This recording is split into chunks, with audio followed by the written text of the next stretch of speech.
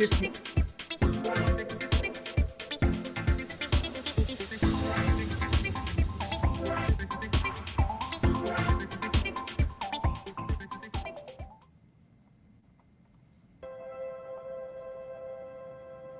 Please enter at your own risk. There are no refunds. Conditions may include low light, no light, strobe effects, Y reality, beats, alcohol, flowers, broken glass, broken bones, broken dreams, exhilaration, disorientation, ecstasy, self-knowledge, and death. Flash photography is permitted.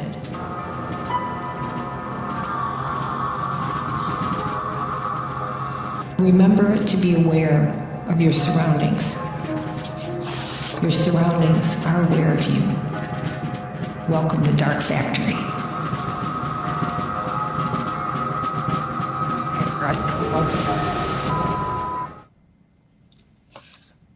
hello, Kathe Koja. Hello, Trisha Reeks. How are you doing? I'm good. As you see, I am wearing my crown that says I am being the queen that I want to see in the world. And so I am being Kali. So Kali is riding with me tonight. Excellent. Excellent. So dark matter. I mean, here we are at the dark matter launch party. And when we started Dark Factory years ago, there wasn't even a dark matter planned. There was no dark matter planned. There wasn't even Dark Factory planned. So this is, I guess, the most living organism of a book that I have ever participated in. So it has just kind of made its own way. 100%. And it not only has it made its own way, I think it gave us a way to work together and to make together and collaborate on what exactly this project was, if it's not a book in that sense, because it is a print book, it is an ebook, but it is the world of it. We talked in the very beginning that putting this together at first was like the little cartoon man trying to jump on the suitcase that has too many things in it to smash it shut. Yeah. And then we realized it had to be bigger, and it just kept getting bigger and bigger and bigger. Getting bigger and bigger. And turned into Dark Park, and now it's turned into Dark Matter. So exactly. Well, I'm looking forward to tonight. I wanted to mention that we have a special guest that's going to join us a little bit later, and that's Charlie Athanas.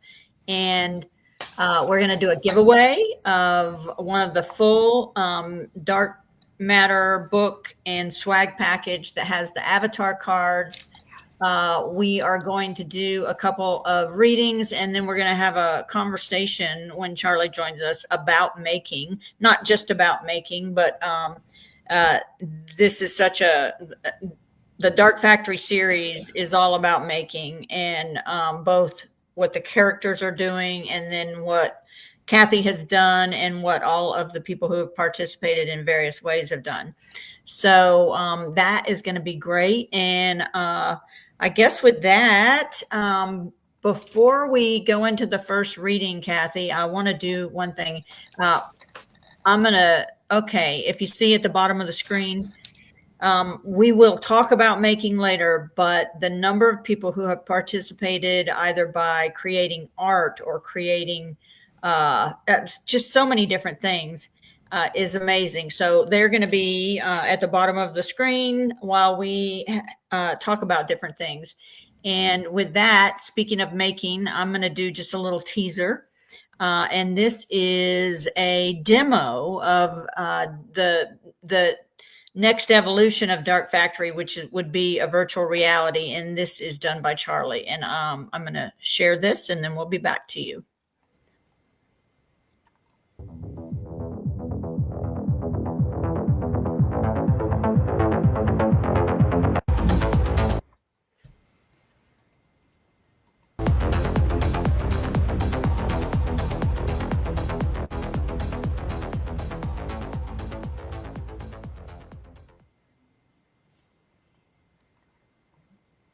Great. And I had a little bit of a slip up there, but This is how okay. you know we're live, Yeah, right? exactly. So That's I'm how going you to know we're switch live. over to you, Kathe, and you are going to do a reading, and I will let you. I will set the stage. This is in the beginning of Dark Matter. Ari Reagan, who we've been following from his years as a club kid to now a producer who is pretty much known all over the world, is taking stock of himself and what is coming next. And he and his husband are living in New York now, and Felix, his mystic DJ husband, is saying we should settle down, we should buy this apartment. And he's thinking that Felix has been wanting to settle somewhere, settle down, yet still Ari stalls, balks. Why?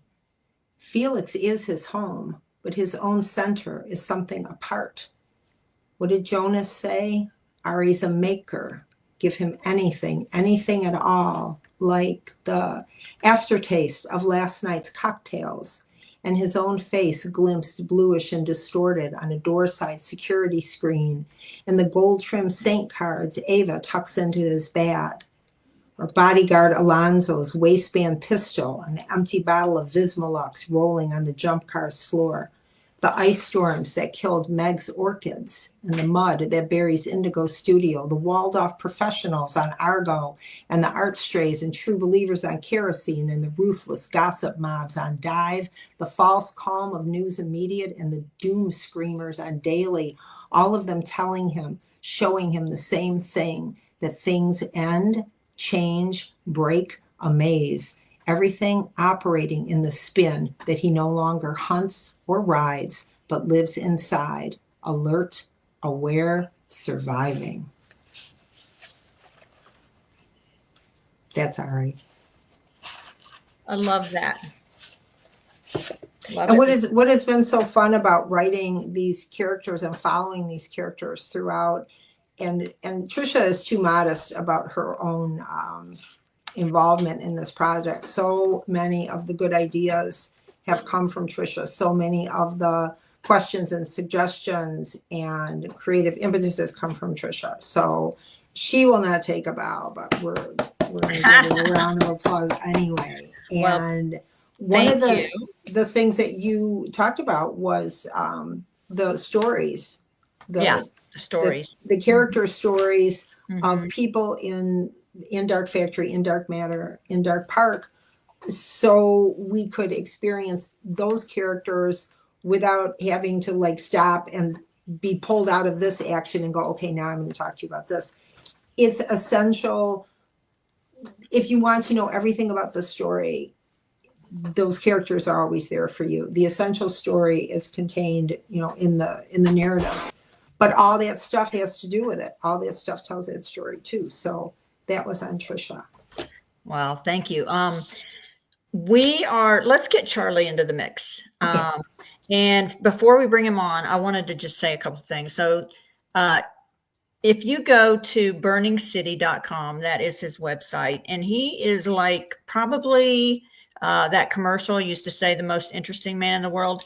He would rate right up there. And just to give you an idea of all of the things this fellow has done, I'm going to read just 3 of them from the list of many, many things that are just super interesting. He was an artist on the very first computer generated comic book called Shatter.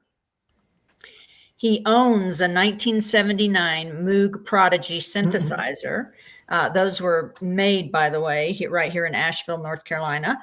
No But way. yeah, the original Moog factory. But it's signed by Brian Eno and Bernie Worrell. And he used to open for reggae legend Jimmy Cliff. So one more.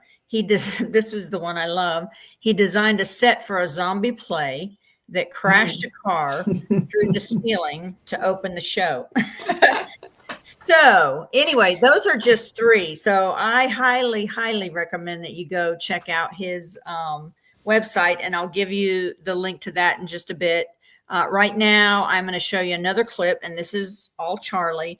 who's been working with Kathe on the virtual reality. So with that, let me switch over to that. So hang on just a second.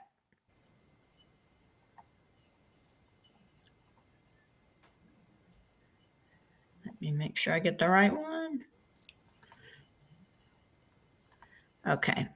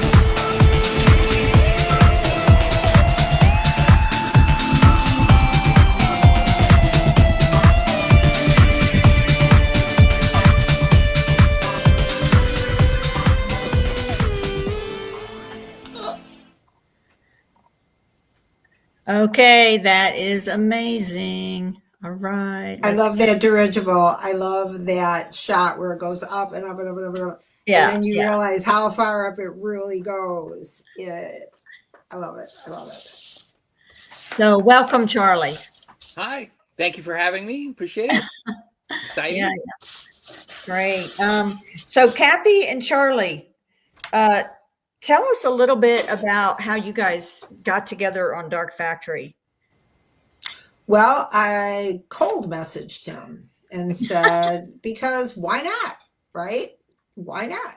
And I asked for his take on VR. And Charlie, how long ago was this? It has been a minute.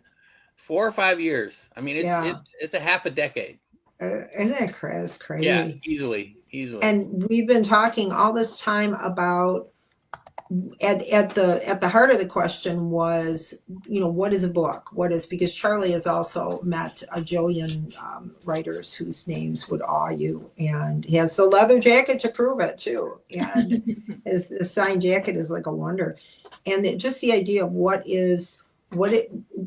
can a novel be, and what happens if you stretch those definitions. And because Charlie is able to think and conceptualize with technology, he led me to reimagine what we could do. And in some sense, we're also kind of waiting for the tech to catch up to our idea. Yeah. Do you want to talk a little bit about where we are with VR now? I mean, where VR itself is. Yeah, we had some over those 4 or 5 years. It was interesting to watch VR sort of ride a nice hype wave, and here we had this book that had augmented reality in it, virtual reality. People described it as a cyberpunk book, and so we were very intrigued at the idea of Kathe was doing this research so she could include it in the text. But the reality was, we said, well, why stop there? Why just stop having it in the book? Why don't we make something in virtual reality that is part of this universe? And we've been running the issue of different platforms coming and going, so that you would build one and then that platform is no longer there. So we've been sort of riding it out and waiting to see something that would have something that sticks. So we're still talking with several people. I have meetings this week, but with people in very large platforms that are interested to talk with us. And I think what's exciting about it is we're not doing an adaptation. Kathe and I are both theater people, and we understand what it means to do an adaptation, and we understand what it means to adapt something very specifically to a book. And that's not what this is. We're doing a really, to me, a very interesting experiment of trying to give people that use this virtual reality app the experiences of the characters. So using Dark Factory as sort of a scaffolding for you to experience what it's like to be a maker, since this book is about makers. Right, So precisely, and not a one-on-one like now you're Ari, now you're Felix, now you're whatever, but the feeling of, as you say, what would it be like to be part of this universe and to use the technology in a way that could not be achieved in any other way? That it has to be, the VR is the making, and it could not be, you couldn't say, okay, well, we're going to take everything we did and turn it into a film. No, the point is to use that art form in the way that that art form should be used. And part of our, and we won't talk too long about it, but part of the problem too is being able to make sure that the experience is available to as many people as might want to be part of it. And fun fact, I can't use VR headsets because they make me vomit. So a slight problem, but a you know, little bit of a problem. But Yeah. I think that that's a good problem to have, because it's saying, okay, here's a person who would be interested in into it, but they're barred by the technology, because where this technology is at right now, it is causing a problem for some people. So how could that be overcome, or how could that person be invited into? I remember reading about way back in the day, when the Grateful Dead used to set aside a certain amount of their playing space so fans who had hearing disabilities could be close enough to feel the vibrations and be able to experience the show that way.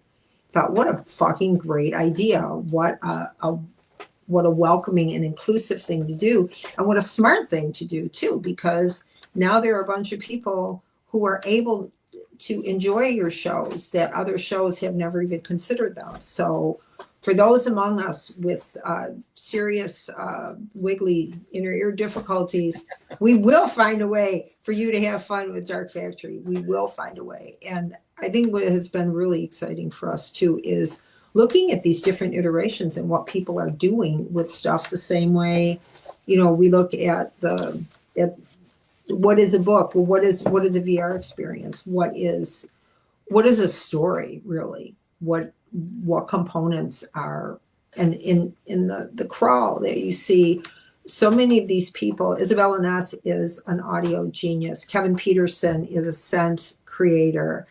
Quinine Hours, man, you don't even know what all she can do. Dustin Snyder is a genius pianist. Chad Stecker, John Melleran, Kat Greg. All these people brought different things to this idea and enriched it every time they brought something. It got bigger, it got stranger. It reflected back the idea of the whole Dark Factory, Dark Manor, Dark Park, that everything is connected. Every single thing is connected, and you can experience that through making your own piece of this giant mosaic of life and art. Let me quickly add something real quick here while we're on this. Is the other thing about the VR, and the point you're making is there not only are there visuals, not only is it the text, but there's audio. So Kathe's able to bring in her musician friends and people, creators that she knows from that, and that's the other exciting part to me, is the ability to bring in not just one of the senses, but multiple senses to the Dark Factory universe. And to include, in one of the clips, you see an octopus, which is not, spoiler alert, there are no octopi in any of these books, but there is an elasticity to the idea that welcomes anything that could be part of it. It doesn't have to necessarily have to be part of it, but it can be. And that's exciting. That means I can't reach it from here, from my precarious perch, but one of the names in the crawl, I have this amazing dog tag with this creation made from silver that is, it has to be seen to be believed, and it is completely a making thing that completely belongs to this universe that I would never have thought of in a million years, but Sophia did. So and so many of the things are made outside of the book, and yet when you read the series, there is a place for everything. And whether people meant, you know what I mean? People didn't like the octopus is so birds of paradise.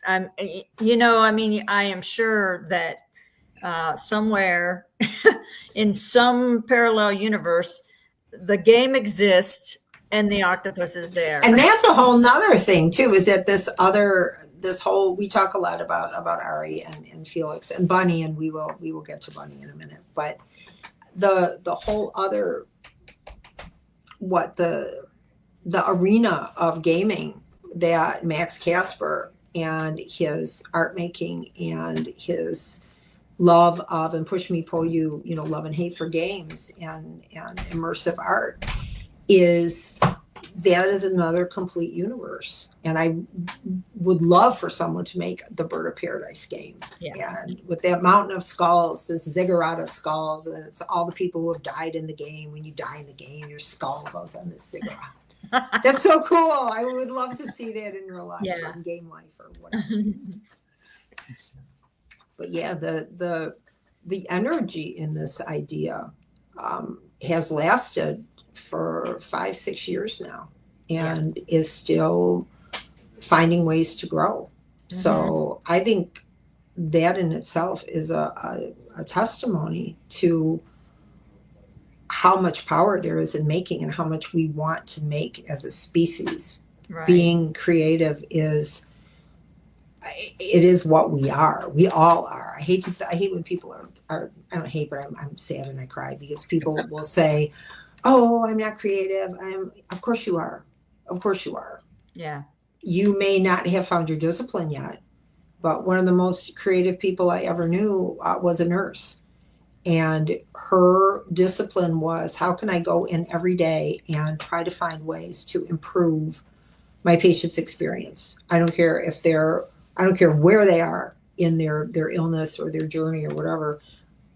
If I try, I can find a way to improve their experience. And if that's not creativity, I don't know what is, right? I mean, that is looking at what exists in the world, and then how can you make from that, and a new thing is born from that. So everyone is creative. I don't want to hear this mess about I can't do it. Of course you can do it. No excuses. Yeah. No excuses.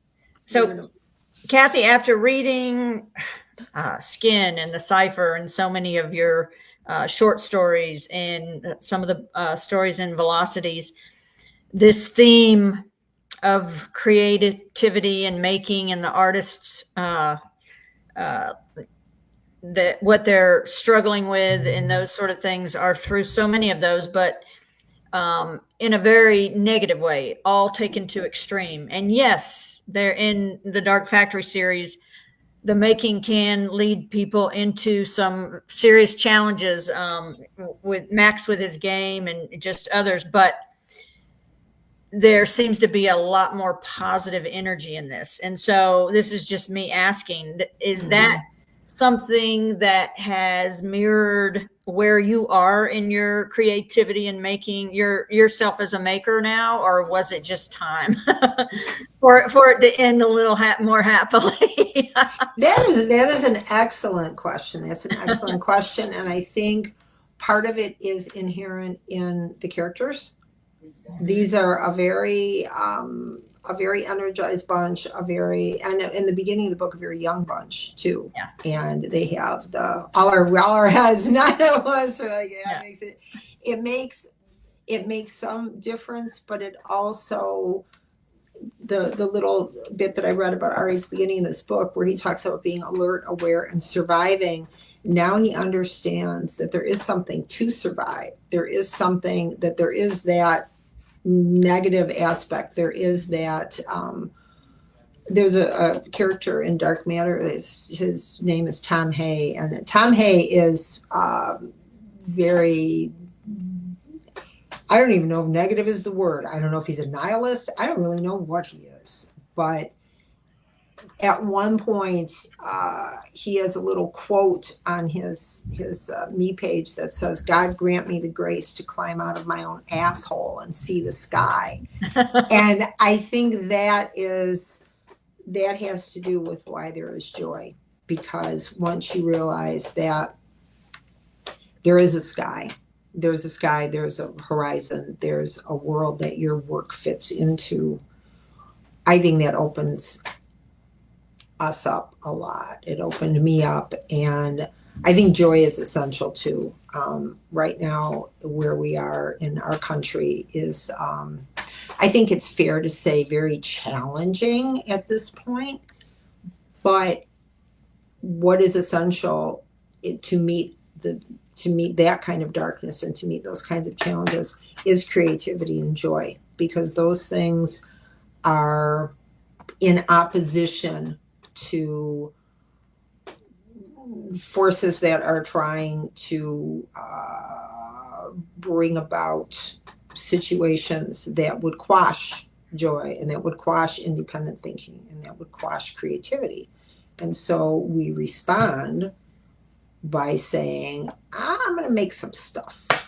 And we keep making stuff. And the beauty in that making, too, is that it always surprises you. I think we all three can say we were surprised by where this project surprised the hell out of me. I'm surprised this book exists, man. I had no, and Trisha never gives herself enough credit, but to have one of your writers come to you and go, oh, that book, and we thought it was done, but actually there's Dark Park, but it's like just like Umpoko is little, and we're gonna, no, all right, then we do that, but then it's like, oh wait, but there's actually more. Wait, honest to God, this is it. I swear to God, this is well.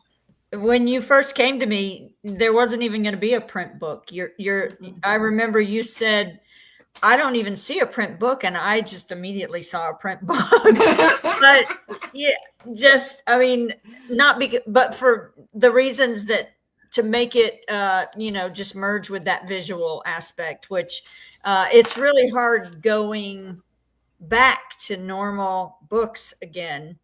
Everything can't be illustrated or have the imagery that this series does, but it's really hard going back now that we have come through this. I mean, the things, and again, Trisha doesn't give herself any credit, but the design and the illustration and the packaging of these books and just the insane beauty of these three books.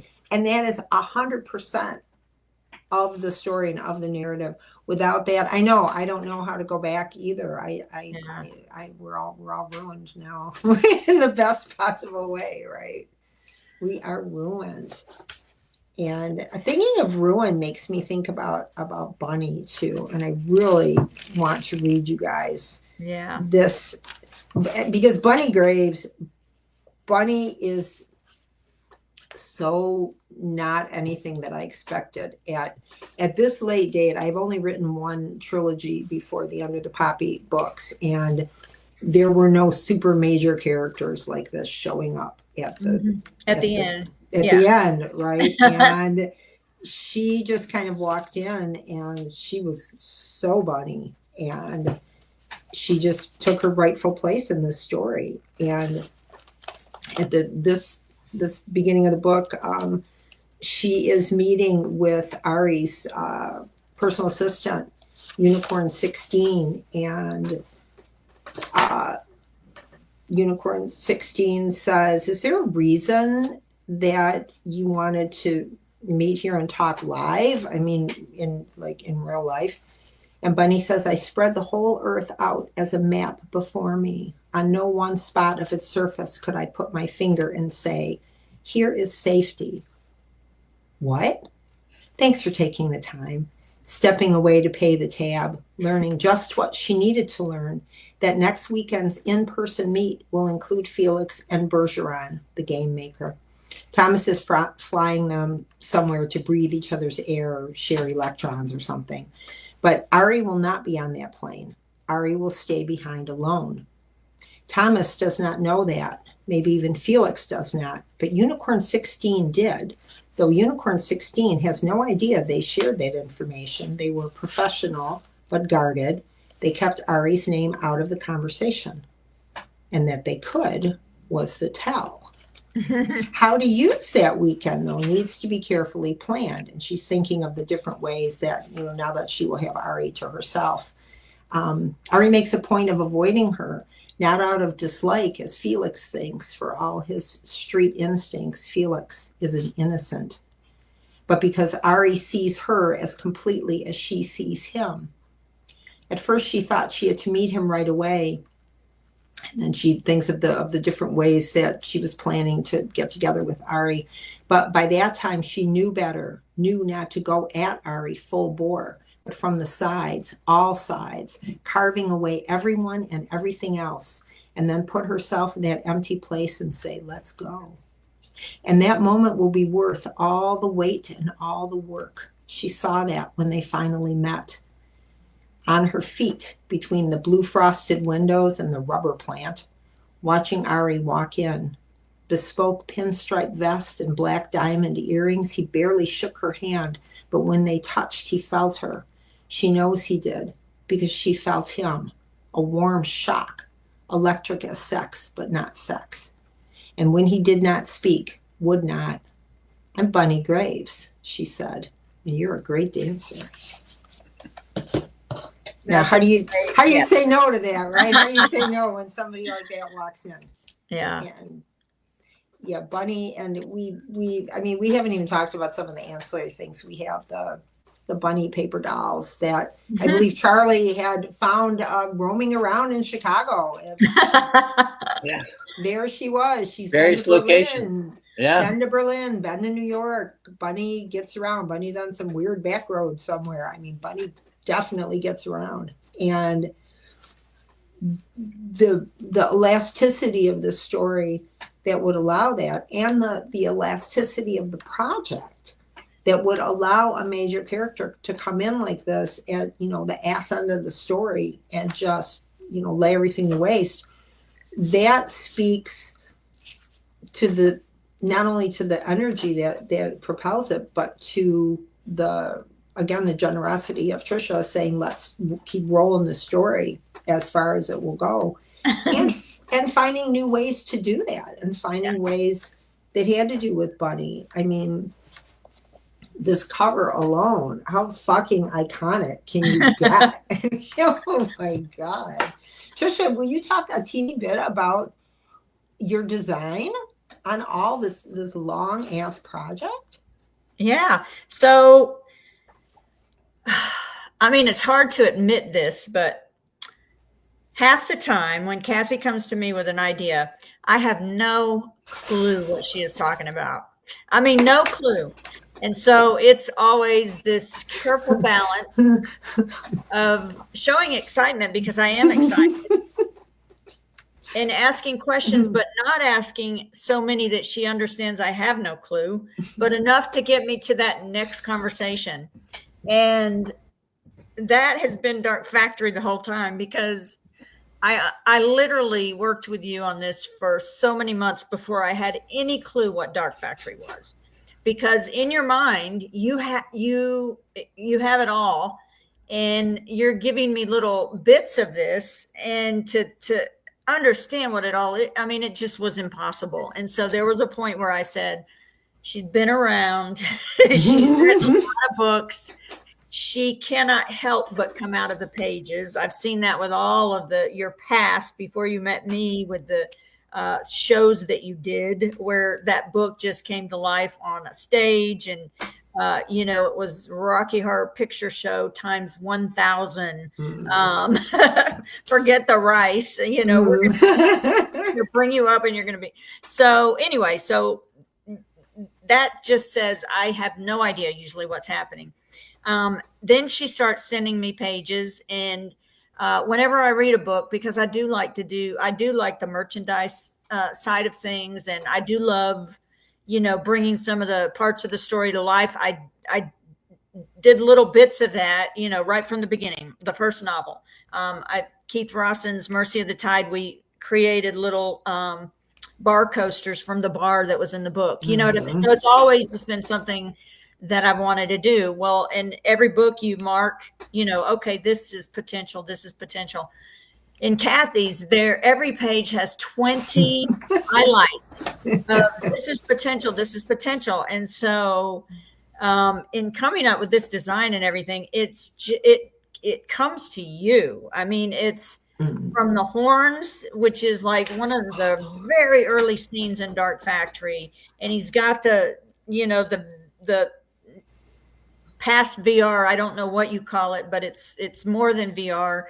And he's got his headset on, and he sees the golden man with the horns, and so these things are not like me saying, "Oh, I think we should," it's me saying, which of these ideas do we go forward with, and so Horns, underline, yeah. right, And with right. and with the first book, horns was just definitely a big thing, and then with Dark Park, it was the psychedelic aspect of it because of that final scene in Dark Factory with Dark Park, where you felt like you had gone into something else, into a different sort of reality, and that felt, and with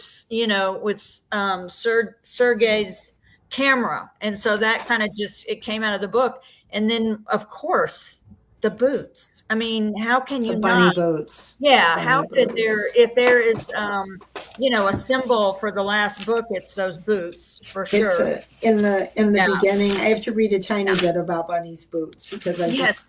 I love Yes. Bunny's Yes. boots. She could get a jump or take the train, but she prefers to keep her feet under her boots on the ground. People always ask, how can you walk in those things? But she can run in heels and has. In the rain, on ice, up metal stairs, she can crack bottle glass or stomp a hole through chipboard. Thomas paid for these boots, his first purchase for her, not counting the ice cafe and the Zurich hotel room. When they got to Berlin, he took her to a fetish bootmaker who measured her feet, then asked what sort of heels she wanted, and smiled when she said, railroad spikes. And Charlie, so you tell me, is that not your experience as well? Yeah, yeah. It really has been a process of sort of editing through the ideas, and we were talking just the other day, and a phrase came up that sort of described it. The making of it has been inherent in the chaos. That it's there. The stuff is Yeah. there. You just have to open your eyes and pull it out.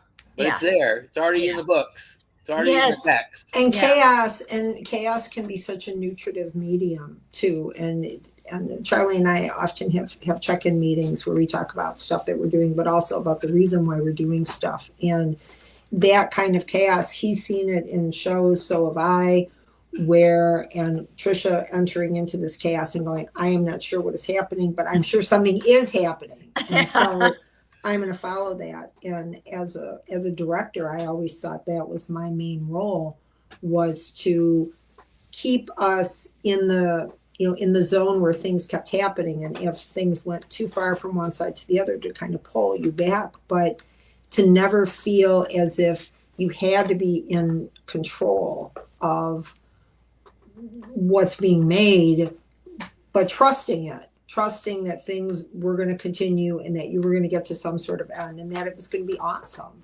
And I think we kind of proved that with I think it's proof of concept that really works. Yeah. Well, I'm actually very anxious. I don't know if anxious is the right word, but I'm looking forward to collecting all of the pieces of the universe that have been created for these books and putting them in one, because I haven't done this yet, and putting them in one place. Yeah. So that you just spread them out and go, oh my God, the book covers, the cards, the paper dolls, everything, just seeing them in one place. Because it's a lot. It's a hint of another universe. It's literally an archaeological dig into this text, and it's been pulled out, and you can see it. It's come into the real world. It's come off the page into the real world, spilled out. Yeah. In a very virtual way. Yeah. I never before has the phrase "done but not done" fit more. Right. Because It's, it is done, but it's not done. But really. It's not fair, right? It's not finished. It's not finished. And even from the very beginning, even the first launch in Atlanta, where we were wearing our lanyards with our VIP passes, and Kevin said, "You could get into a club with those." They look so real. Trisha had designed them, and they looked completely authentic. You would not have been able to tell. Charlie might have one. Do you have yours? Beans. Oh, there we go. Beans? There we go. That's what we're Yeah. talking about. Of course. That's what we're talking about. Of And I course. think, know. yeah. And then there's another whole room, Charlie, of the things that we haven't acted upon, but we absolutely, the bunny boxer shorts, you know, the bunny logo. The funny logo, I know. Yeah. I'm dying. And I'm who dying. knows? And that's the thing is, I don't think anyone can say at this moment where this ends. You can't, Kathe, because your No. characters have had a lot to do with that. I mean, at what point were you sleeping or were you awake when Bunny started talking to you? Right, 100%. You know? And even throwaway things or things that just like when Ari and Bunny go to the fetish club in Dark Factory, and he's wearing the T-shirt with the whip logo, and I can't remember what the slogan is, but "Esto vivo, baby." It's like I'm alive, and that is, I mean, that's Ari too. Ari is, and even we talked about the cards, the beautiful avatar cards, which have, Charlie, they're like what you just talked about, the idea that all these components for these characters, if you look at those cards, everything there is there for a reason. Trisha found everything. Max's card in particular, because Max is like kind of the quiet man. The blue onion. But the blue onion, the sharks, the birds of paradise, my cards are in the process of being framed because I'm having them framed to put on the wall. But all those components are in there. It's like looking at a deck of tarot and saying these things all have different meanings, and they have meanings to the character, they have meanings to the narrative. It really is, it just goes on and on and on and on.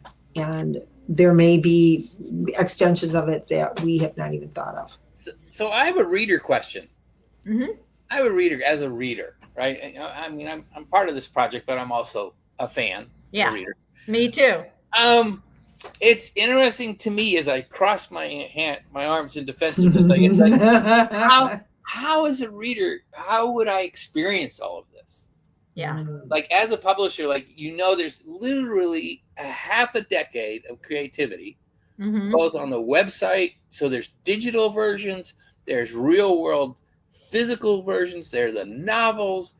Eventually, we hope there's music. Yeah. We hope there's VR. Yeah. How can somebody experience this entire world? Is the interesting, or is it even going to be possible? Yeah. And I don't know what the answer to that is. I know for me, what we have in Dark Factory is, maybe there are 10 books in my life where I finish them, and there are many, many, many books that were just wonderful and stayed with me forever, but there were some that you just wanted to live, so it was whether it's the subject matter, the characters, or whatever, you wanted it to go, you wanted it to be metafiction because you wanted there to be the possibility. And so for me, reading the book, I think, is where a lot of people reading Dark Factory would be where it would start, because there has to, in my opinion, there has to be that connection with the characters to want to take them further. And so that is where I think that it would start for me. And then it becomes, there's the book. The book, if you read the book and then you start looking at the website and then you start seeing the other things that are there, it's like this, it's like Christmas every day. You just have more and more ways to experience, like a really good game, A really good game, you don't know, you just know that there are other things you haven't experienced yet, and that you don't know when you're going to come across them or how you're going to come across them, or but you know that they're there. So there is that drive to keep exploring more and more and more of a really good game. And so I think that that's it. And I don't think that it will be for everyone, because a lot of people don't want to go any further, than the story. Sure. Yeah. But for those who do, I think that it's going to be self-driven. But I think that there's a really good opportunity and we kind of talked about this at one time, an interactive visual, and whether it was a map or whatever it was, that allowed you to kind of see the big picture, and then the ability to find out how you can, where are the rabbit holes? Right. Well, how do you access? And Yeah, some of that, like you're saying too, is being personally directive to saying, oh, I really like this character and I Yeah. would like to follow them through the whole thing. I Right, would like to right. see where all the places where they touch the story and the story touches them. And when you talk about the aspect of the game, it also reminds me of the first really intense and amazing immersive show that I ever saw. And this was like back in the day before everything like your cream cheese is now immersive. But this was this was taking the concept of, exploding the story and it's all around you to an intense level. And that was seeing Sleep No More before it became a thing in New York when they first came to the States with it in a little parochial school in Boston, and realizing that you could take a story and that you could open it up that way. And the friend that I was with, Diane Checklich, whose name is in this crawl, they wanted you to be separate, so you would go through the experience alone.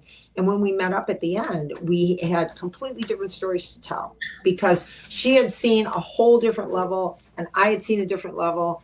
And if we had had time, you better believe we would have come back the next day to see more, to go back and see more, with that kind of delicious expectation that there was still going to be more that we didn't see. And that's where we have talked about these books being immersive as fuck. And that's where that feeling came from, like how to make it feel as if the experience is so full that you can just keep having it. You can have it as long as you want. Yeah. Well, I can add one thing as a reader to that. Because of your writing style, Kathe, in these particular books, it's like riding a rocket from the first sentence on, and you almost have to grab on. It's going so fast. It's like, look, I can only focus on this part, or these two parts, and ride this rocket. Okay, I'll get to those later as you get through the book, right? And where that appears is when you hear people talk about the books, who have read them.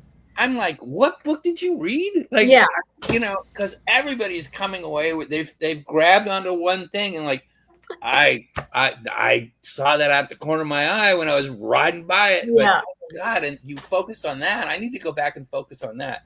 So again, that's what's kind of exciting about this series of books, is that it's just rich with a lot of material. And it's meeting you wherever, like, you are. If you are rolling down the hill this way and going, whoa, but those things are all still there. And that is how we experience life too. I mean, we don't see everything. We don't sit back and watch everything.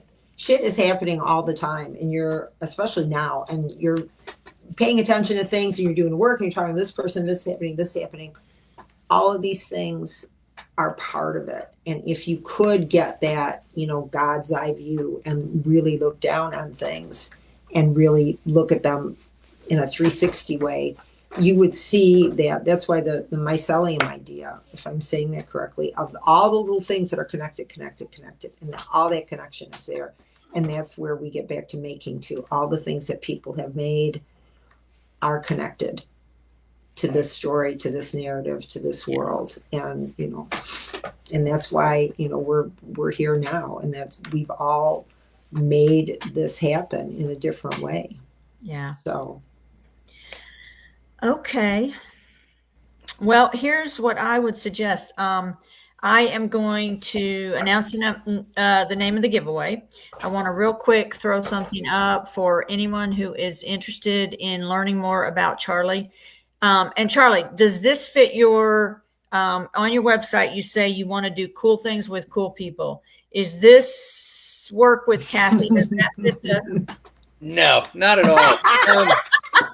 I tried so hard. It's been a big exception. I tried so hard to be interesting, but we've tried and tried, but we just never got there. Of course. Of course, Well, it fits that criteria. try harder. Try Yeah. harder. I Yeah, know, yeah. right? Well, he gets around. He gets around, and this is a man who was involved with very large array of rock stars and what have you. So Yeah. I'm taking You're it in as a good company, compliment. Kathe. I'm taking it as a compliment. Great. And then, real quick, Dark Factory Club is where anyone who's interested can go learn more about the Dark Factory world, the other books. I am going to, Diana Olney is the winner of the giveaway. And Diana, I will, Yay! Oh, wait. Hold on. Maybe not. Maybe Diana is. And I'll reach out to you about getting how we can get that to you. A quick tease, maybe. You've got another book coming out next year, and it is called Shebang. It's called Shebang, and I must say, this is where again Trisha's amazing creative elasticity. This is so not like Dark Factory. This is its own thing completely. It will surprise and delight and flip you out. That is all I can say. But Yeah. we are starting the process now, and we are also taking everything that we have learned in the making of Dark Factory, and that is a platform that we start from with Shebang. So Yes. So- And it go will be ahead. a shebang old time. So I can't say anything, but I'm going to say this. I've been hearing what the research is for Shebang. Oh yeah. Oh my God. Hang on to your butts, people. I can't wait to see this one. Hang on to your butts. We Hang can on to say your butts. goats, and we can say archery. Archery. Yeah. And we can say fire rituals. But then we can't say anymore. That's it. Okay, we got to stop. We got to stop. Okay. Goat, fire, and arrows. There you go. Yes. Well, I want to thank folks for tuning in, and for those who will see this after the fact. And I want to go out with a suggestion that if you have not read any of the Dark Factory books, read them. If you haven't read Dark Matter yet, but you've read the others, then we are going to end this thing tonight with a little teaser from Dark Matter that you may have already seen. But we thought it was a good way to end this. And Charlie, thank you so much for coming. Thank you. Kathe, as always, it is so much fun talking to you and working with you. Fun. And thank you folks for coming. That's it. Bye, everybody. Bye. Let me get this going. Okay, we're not leaving yet. We're not here yet. Okay.